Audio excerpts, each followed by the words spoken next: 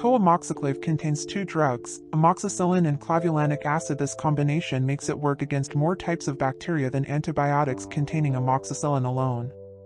Co-Amoxiclav is effective for treating infections caused by many different types of bacteria.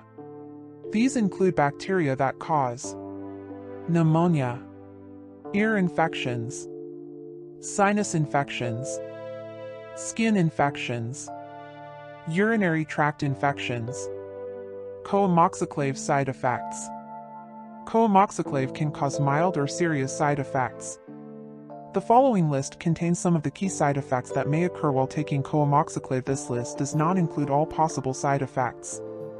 The more common side effects of Co-Amoxiclav include diarrhea, nausea, skin rash, vaginitis, caused by problems such as yeast infection, vomiting, abdominal discomfort, gas, abdominal pain or cramping, nausea, blood in your stool, headache, prolonged vomiting, diarrhea, skin that's paler than usual, feeling sluggish, low blood pressure, shock, elevated white blood cell levels. Co-Amoxiclav dosage. The Co-Amoxiclav dosage your doctor prescribes will depend on several factors.